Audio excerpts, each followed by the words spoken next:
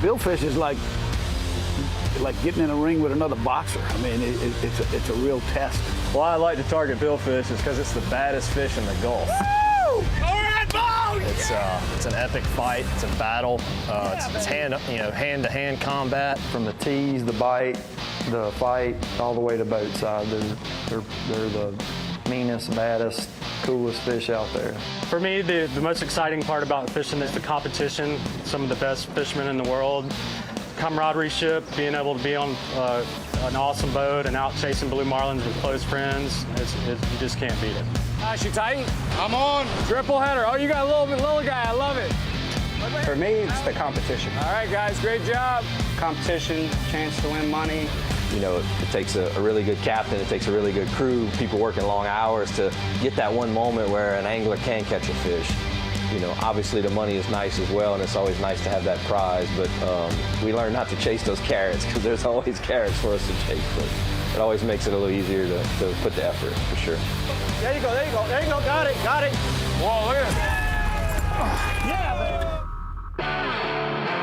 Yeah, baby. Oh, yes. Yeah, baby. This is the Sport Fishing Championship.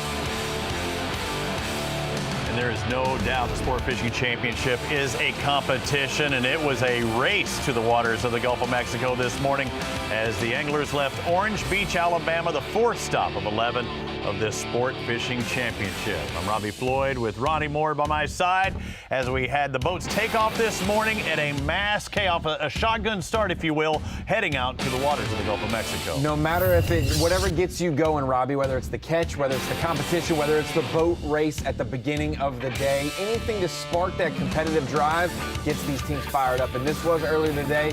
A flare sent them off, radio commands as well, and the 48 plus, 50 plus teams headed out into the Gulf in pursuit of the baddest fish in the ocean, like they said, the blue marlin. Some small boats, maybe 40-ish feet, up to 100-foot boats as well, taking off this morning. Again, some making long runs, some doing short runs, but either way, with this mass start, you cannot have a mistake leading this. You just got to have a game plan where you want to go, and hopefully the fish are there when you get there. And really not get deterred by that game plan. You can see some guys take off in the path that they're going. You realize this team is going to go far. Are we second-guessing our game plan? Hey, we've only got enough fuel to go short. That's also in the strategy as well.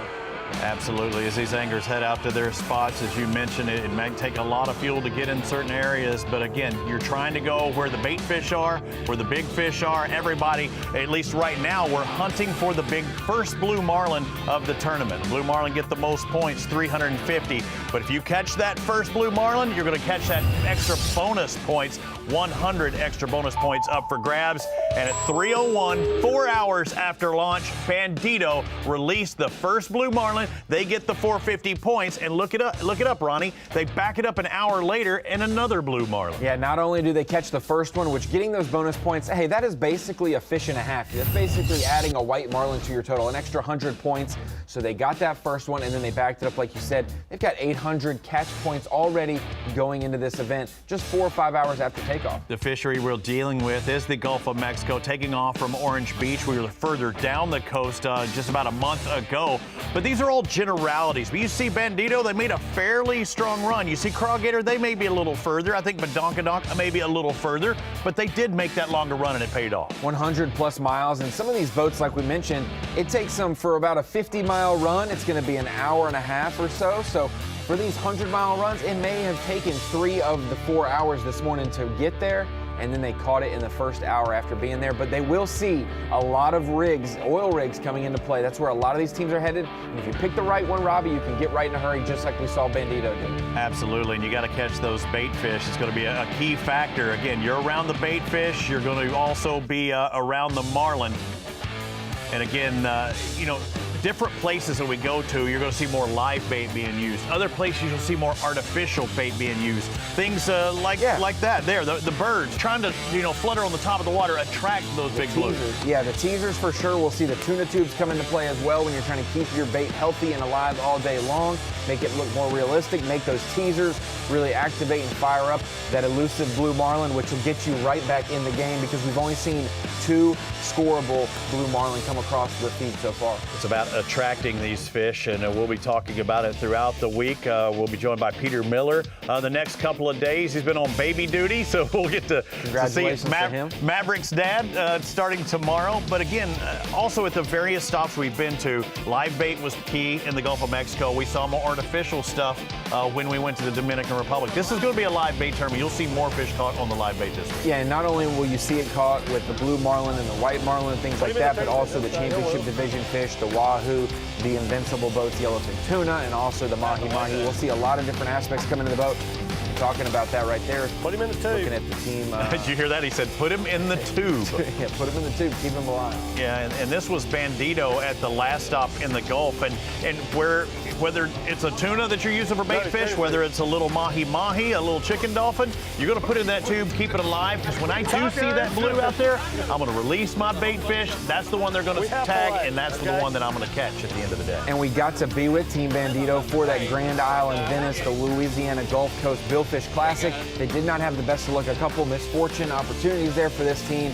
But hey, they're back here again, and it looks like they're in it to win it for the Gulf, all of these events in this division. You gotta catch the bait, and again, that's just part of the program. They did all their rigging, everything else, the leaders, everything was done before they left the dock this morning. But when it comes game time, they gotta catch the bait, then they catch the big fish. That's exactly what they've done this morning on Team Bandito. Robbie Floyd with Ronnie. Ronnie, it's inevitable that somebody's gonna catch that first fish, but making that long run and catching the first fish, that's even more special. That's so satisfying. We talked about it. About 50 miles for some of these teams is about 90 minutes, about an hour and a half. So if you're going over 100 miles like Crawgator, like Badonkadonk, and like Bandito, that's 3 hours plus that they were running. And then to catch one within the first hour of getting there, the satisfaction there, the pressure is now off. And now, hey, a different kind of pressure comes on because they probably realized we're in the top spot. We need to withstand it and get some good points this week. You've got to have a game plan, and the Gale Force twins caught up with one of our anglers earlier this week, and they talked about, what do I do if I have to make that long run? There has to be some things decided before you go to takeoff. We're in Orange Beach, Alabama right now with Captain Blake from Team All In Fishing. Right now you're preparing for the Gulf Coast Masters tournament. We are not familiar with these golf tournaments where you go out for days and days at a time. So bringing fuel with you is very strange for us because we are familiar with a lot of the Atlantic tournaments. So would you mind explaining exactly, where do you store it, first of all? You can't possibly store it here. Yeah, so it actually homes right there. Okay. Yeah. So we'll actually, before we leave to go out, we'll tie the neck up and, kind of just anchor it up on one of these rocket launchers just to keep it. As you get in, especially with a shotgun start, you're going to get in all that boat wake, and that thing has a tendency to go where you don't want it to. So we're going to kind of strap it down. And so I'm assuming you're going to go through a good portion of your fuel just running out to the fishing. Yeah, so normally here we're, to be in blue water, or I say blue water, to be in, 600 plus feet, we're going to run 45 miles, and, this boat runs 30 knots, so that's an hour and a half of running, and we burn about 120 gallons an hour. So, this is a 250-gallon bladder, so you can do the math. In a little over 2 hours, we're going to be dumping those. Once it's time to start fishing, what do you do? Yeah. Well, can you work around it? Well, yeah. What we generally try to do is we normally have, depending on where we're fishing. Right now, we're going to fish in close this weekend. So my thinking is, when I get there, I want to be full. So I'm going to run for a little over 2 hours. So I'll be pretty much sitting on a full boat again. So this will actually compact really small and go away. But if we have to run, if we're running further, sometimes we'll have this one, another one, and then one on the bow. So we'll be putting an additional, 750, 800 gallons on the boat. That's pretty amazing. That's a lot of weight to be dealing with and a lot of cost to be dealing with. It was also incredible to watch those teams as they're running refill. Not having to stop, not having to waste time, being efficient, refilling. And like you said, if he's going to go 2 hours away and burn up his entire fuel tank of fuel, he can be full when he starts fishing, make his run back later, 3 days later, and hopefully have enough blue marlin to his tally to win. Just digest that, 150 gallons an hour. Well, we heard from the Gale Force twins just a moment ago. We'll hear from them again on the other side of the break. SFC coverage of the Gulf Coast Masters is brought to you by Seaholm Watches, Smith Optics, And by Fish Razor.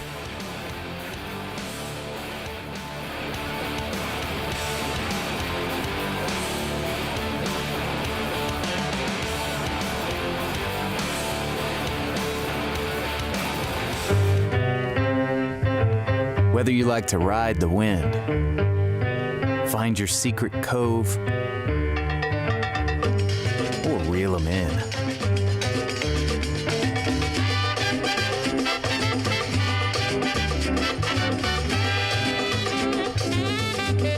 plot your paradise with GPS Map Series from Garmin. Remember, everything begins in the morning. Every story told is a fisherman's tale. We build watches tough enough to be a part of that tale. The perfect balance of beauty and brawn. We are Seaholm. Watches that last a lifetime. Seaholm Automatic, the official timepiece of the Sport Fishing Championship. Sport fishing anglers from around the world competing for $1 million. The Sport Fishing Championship on CBS Sports Network.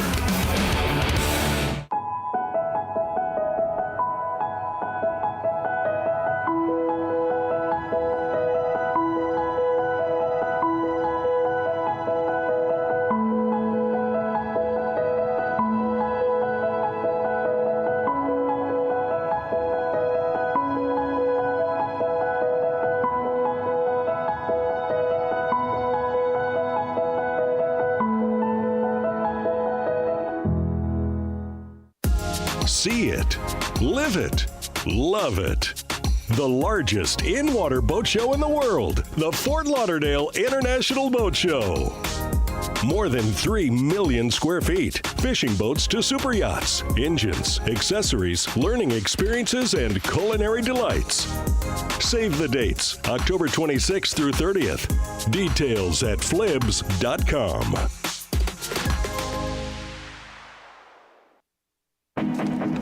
It all comes back to the water. This binding agent. This fluid history of connection. Past, present, and future, all tied together through this never-ending, unwavering force. We belong to a community of seekers, anglers, and everyone in between. For us, it's more than fishing, much more. It's who we are, who we were, and who we aspire to be. We are Smith. SFC coverage of the Gulf Coast Masters is brought to you by Sword Fishing Products, Publix, and by Yugo.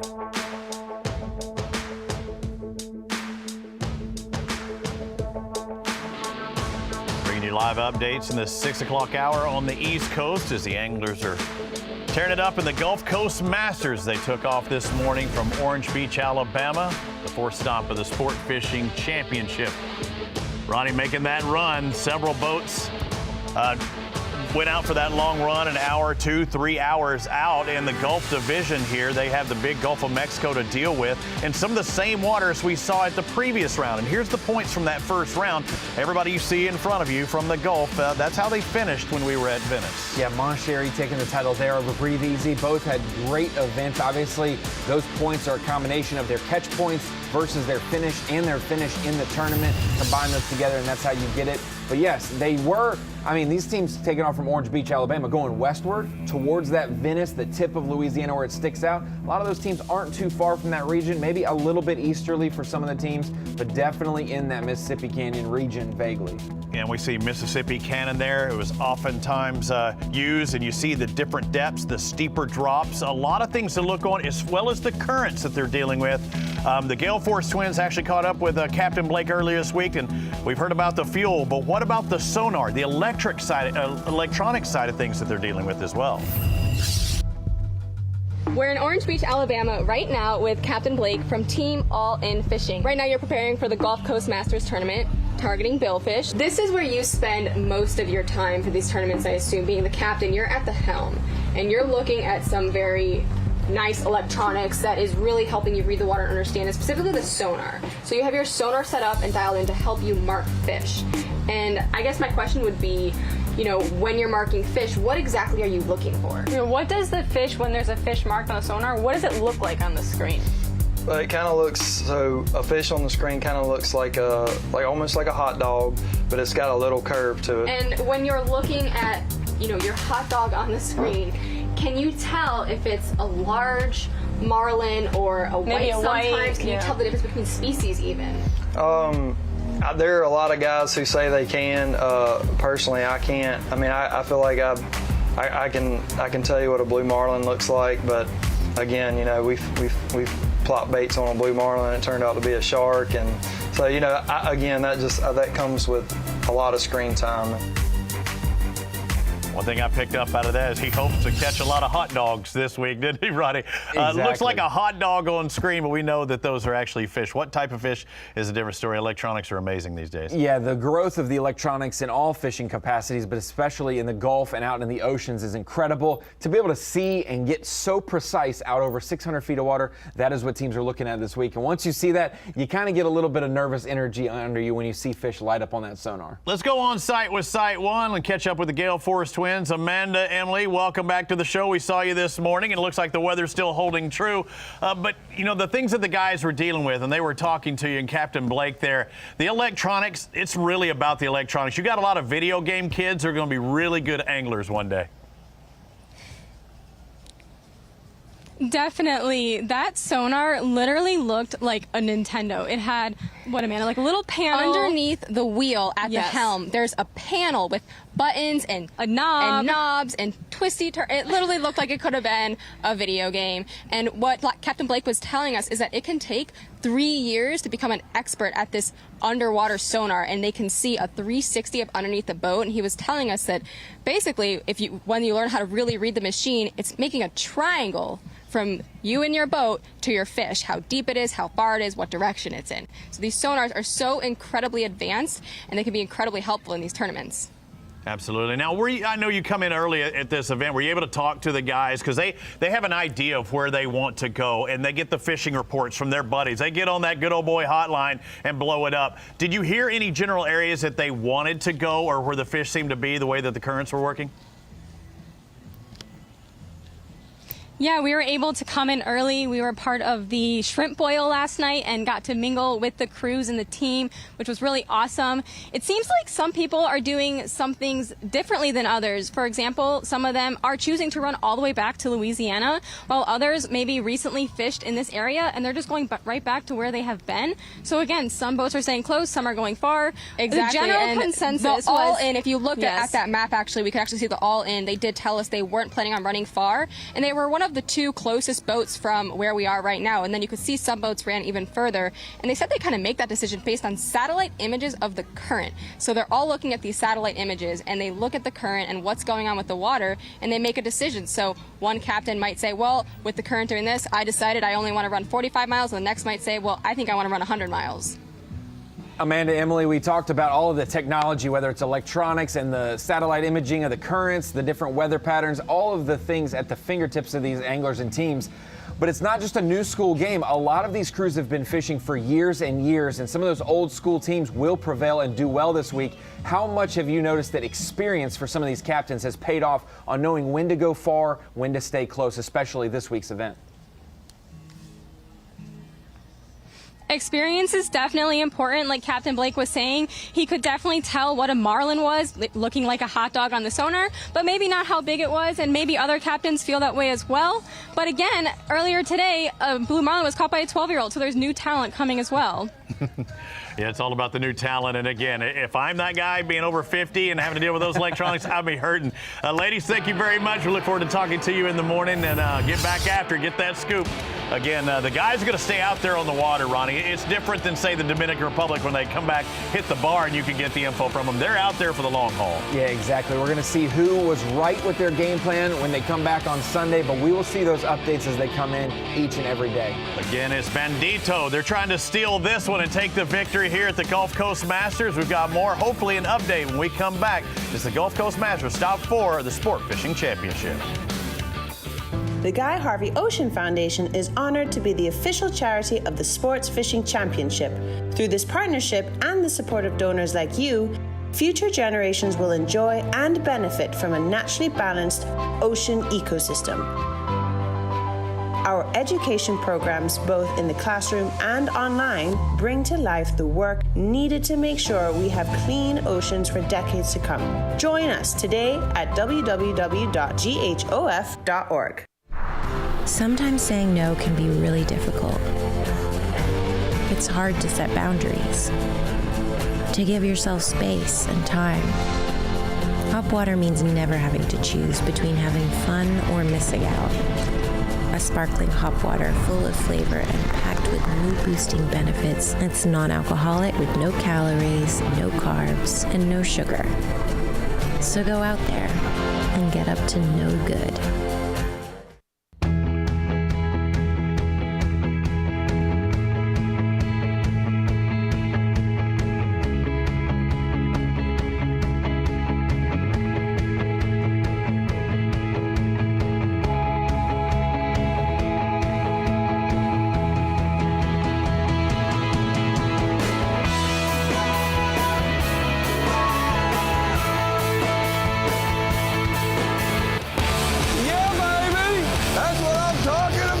Sport fishing anglers from around the world competing for $1 million. The Sport Fishing Championship on CBS Sports Network. When you're serious, you are as excited to wake up for a 4 a.m. fishing trip as you were when you were a kid. It means winning 3 World Sailfish Championships. It means you know what you need and what you don't.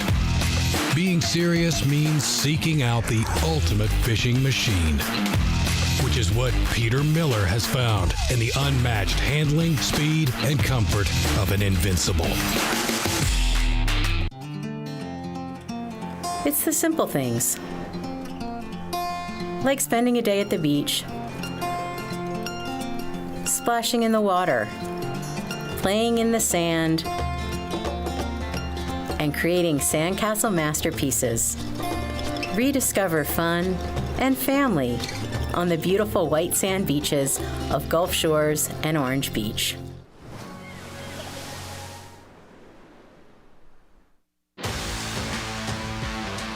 SFC coverage of the Gulf Coast Masters is brought to you by Invincible Boats, Gulf Shores and Orange Beach Tourism, and by Lamont Bikes. Beautiful day this morning to launch the boats, and yeah, that's a beautiful fish right there. But you know, Ronnie Moore, we had to delay this event one day due to the poor weather, but they get some vacation type atmosphere today. Yes, the weather, we checked it out this morning, and sorry to interrupt, Robbie, but that's just a gorgeous shot of what their target species is this week, the marlin, all the billfish species. But like you said, yes, it was delayed a day, but looking at the weather, that westerly 15 to 20 mile an hour wind, and then it's going to change a little bit from the north overnight, and then it's going to be a south wind the rest of the week, but still very, very low wind. The highest wind they saw, Robbie, projected-wise, was this morning at takeoff when they did the shotgun start. Things will only look better, and we had several guys make long runs. You see Badonkadonk, within reason, look like they're the farthest outside that 100 mile, probably about 125 to 150, but it's not just about billfish. It's also about the championship division as well. 3 different categories, including the Invincible Boats Yellowfin Tuna. We've got a leader in that, and we saw that the last time we were here in the Gulf. Yeah, it's a little bit of a bonus to your day if you don't do well on the marlin and the billfish side of it. If you catch one of these yellowfin tuna, sponsored by Invincible Boats, then obviously you have a chance at $50,000 at the end of the year. Team Rising Suns got it done in Venice, setting that mark 139 pounds Daniel Landry. We got some big wahoo out there as well. Corrales' Maricela Echeverria, she caught one in the DR. Look at that bad boy, over 73 pounds, 73 and a half pounds to be exact. that fish is as big as she is. Yeah, and it's leading the Wahoo division. We've seen each of our first 3 events have set the bar in a different division of that championship fish series. So obviously we saw the Invincible Boats Yellowfin Tuna, we see the Wahoo, and then for the last one, we got to see the mahi-mahi, and we have footage of that catch as well. Yeah, St. Augustine, Reese Johnson gets the mahi-mahi. He doesn't have the title yet, but a 32.4 pounder, that's a big boy, big girl, and that is some fun fishing, fun catching. And again, let's follow them and see what they did to catch this fish. They caught it out of ways. Yeah, and it's a little bit different, Robbie. You don't have to just touch the leader for it to count. You got to get it in the boat to bring it in to get the weight on the scales. You want to know exactly what it weighs to set that mark. See this team. Contentment Blues taking home that one, setting that mark for the season. We got obviously 8 more stops to try to break that. Remember, we saw a little chicken dolphin, a little small mahi-mahi before. They put that one in the bait tube. Now here, that's a big boy you want to keep. That fish could be a $50,000 fish when we get to Puerto Rico, and nobody has knocked him off that top step. So again, congratulations, Reese Johnson, at our last stop in St. Augustine, leading the mahi-mahi division. Now, we've talked about the chicken dolphin and maybe used for live bait. You're going to see a lot of live bait here. Will it be tuna? Will it be mahi-mahi? Either way, you've got to rig them, and here's more on how to do just that.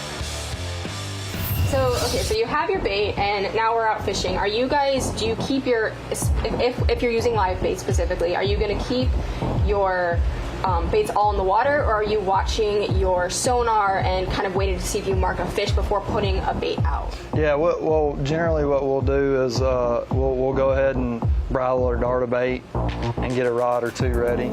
And then when we pull up, before we pull up somewhere, and then when we pull up somewhere, we'll drop the sonar down and we'll kick some teasers out and we'll look around and, see if everything we're looking for, bait, current, all the good things that are there before we, make our decision to pop a bait. And you bring up bridling a bait. So a lot of people don't necessarily know what that is, and basically that's a way to hook your bait so that way there's never really a hook in it, so it's not slowly losing its life, correct? That's right, yeah. So if you just stick a hook in a bait, right, it's pretty invasive, especially if you're fishing a 20-0 hook, it's pretty invasive to a fish. And actually I have a couple darts and stuff rigged up right here so you can kind of see what we do here.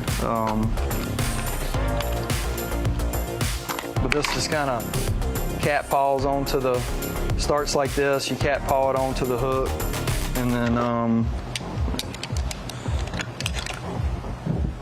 this is obviously bridled onto the hook. Take your bridling tool and you dart the fish, and this actually goes in and then turns sideways. Okay. So then your bait is attached to the hook. Oh wow. And he can he can free swing and do his thing without fouling the hook up. So the bait fish is literally this below 2 inches below the hook. Yeah, and some people like it longer and some people like it tighter.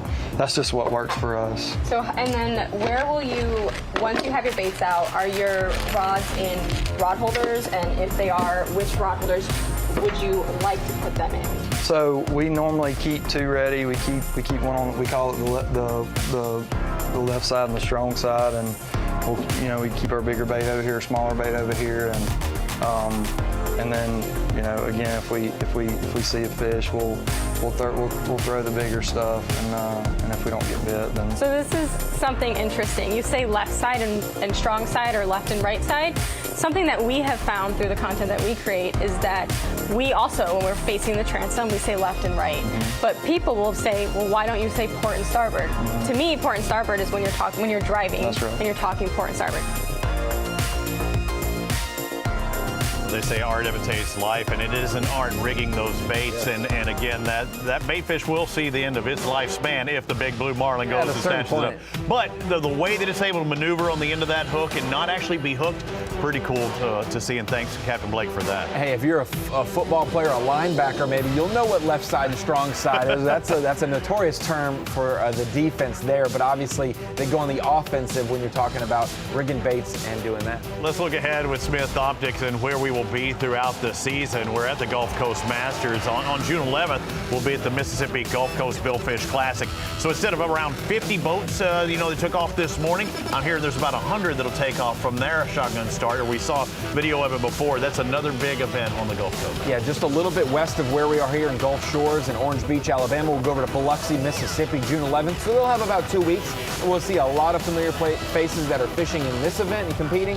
They'll also do that one. Plus, like you said, a bunch of extra guys that'll jump into that one because that's a yearly thing that's very exciting for that area. We're going to send an extra, I hear, to Biloxi as well. Yeah, we may be down there planking around and checking it out. And as the boats took off this morning, it was a heck of a start, a shotgun start, if you will, heading out to the fertile grounds of the Gulf of Mexico. Who would catch the first fish? There was no question after all said and done. First fish was Bandito. Bandito, not only did they get the first blue marlin, 450 points, Robbie, adding a second blue marlin just an hour and 20 minutes later. 2 blue marlin, 800 catch points go to their total. After a tough event in Venice and Grand Isle, a great start on day one for Team Bandito to get back in the hunt. Tomorrow morning, make sure you join us. We'll be live on sportfishingchampionship.com. Again, you can follow all the action each morning of the tournament as well as updates in the afternoon. And you'll see us Sunday, not Saturday, but Sunday for that morning show on CBS Sports Network. On behalf of Ronnie, I'm Robbie. We'll see you in the morning. So the Sport Fishing Championship kicks off in a big way. Bandito is your leader.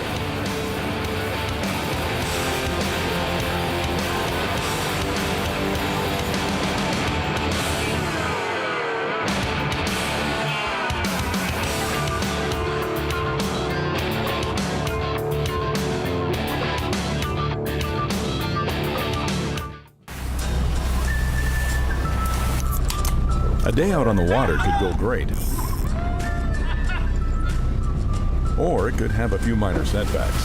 Things could get rough. Or you could lose that $900 smartphone. Whatever the problem, Yugo provides unmatched premium protection for any water sports adventure. Yugo. To get yours, visit YugoWear.com or simply scan the QR code on the screen. And remember, just add water. Some call it joie de vie, the joy of life. In Louisiana, it's our way of life. From music that shakes up your senses to food that wakes up your palate. That joy vibrates in every note we play and spices up every meal we serve. So come live life to the fullest. Come one, come y'all, come feed your soul in Louisiana. I'm Sean Ardway, inviting you to plan your trip at louisianatravel.com. So, you want this, but you can't have it without this, or this, or this. Until now, introducing a new way to travel, intranationally. Get all that international charm without ever leaving the country. Right here in St. Augustine, Ponte Vedra. Get all that culture, all the cuisine from that culture. You're welcome. All the gram-worthy sites from that #culture. It's right here at home.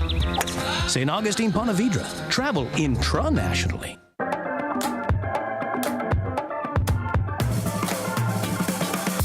Slip it, cuff it, check it. Talk to doctor now and share it. Get it, slip it, cuff it, check it. High blood pressure silently affects millions of Americans. Staying on top of your blood pressure is as simple as these 4 easy steps. Self-monitoring is power. Visit manageyourbp.org to learn more. When it comes to performance, comfort, and functionality, we've got you covered.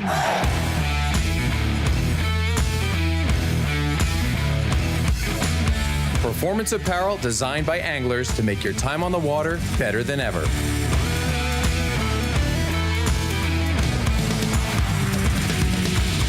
Salt Life, the official apparel sponsor of the Sport Fishing Championship.